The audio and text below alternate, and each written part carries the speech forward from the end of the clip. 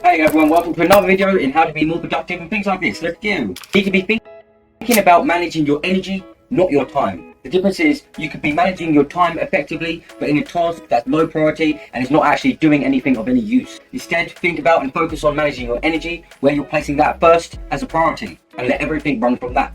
It is not the eyes that see opportunity, but the mind. And there is an opportunity in most cases, in every scenario, if you can see it with your mind. Where is the opportunity? You could ask yourself questions in times of misfortune. How am I benefiting from this? Let's say you're a product of your environment, so you can start adjusting your environment, breaking down, thinking about each individual variables and trying to focus on making improvements in each different type. First, it could be the types of lighting conditions, having different types of lightings for different times of day to improve productivity. Blue light is going to stop melanin production in the brain, which is when you're going to sleep. So you ultimately become more alert, less likely to sleep, and more productive. In contrast to that, if you have orange lights, orange glasses, it works the equivalent to night mode on your telephone, where it sets everything to orange to reduce the amount of blue light entering your eyes. Another variable to consider when trying to optimize your environment is temperature. Looking online at the different types of temperatures that can help improve productivity. 70 degrees Fahrenheit is supposed to be an optimum temperature to help improve productivity. You don't want it too warm because you're going to get tired. You don't want it too cold because you're going to get uncomfortably frustrated. Finding the sweet spot. You can adjust your environment by thinking about what is the things that is most useful and what is the tasks that I want to complete. Eliminate anything that doesn't bring you closer to that goal. Think for a second, if the world was a complete void, nothing but white, and all I gave you was a book, you are more likely to read that book because all the other variables of distractions have been eliminated completely. So think about what is your main task, your prioritized task. This works again back to the beginning of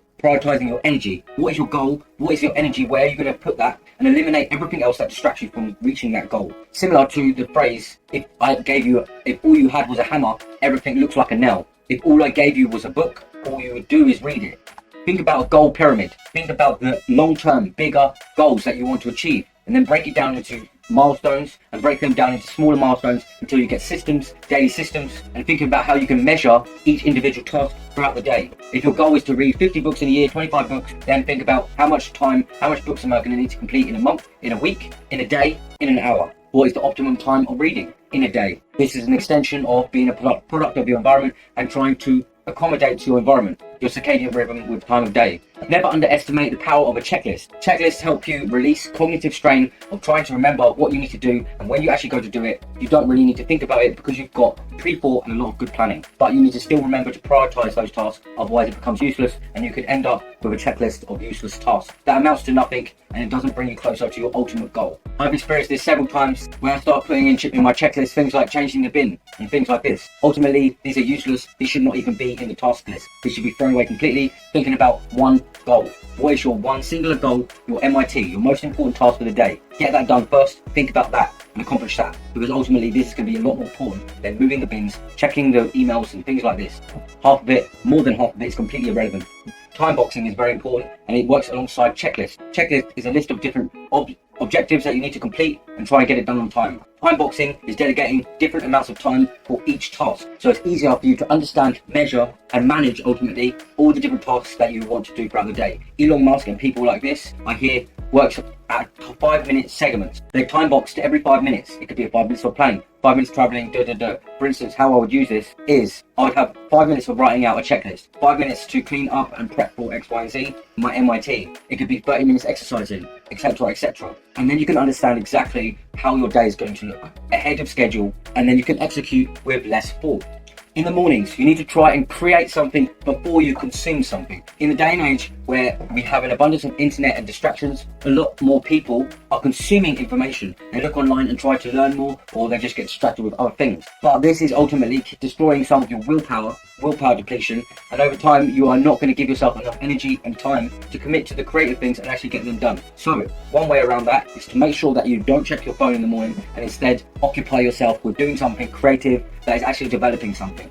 Again, single tasking is very important. It's almost like a superpower, because if you can become single task focused, one mindset, you can double down on your efforts and increase the speed.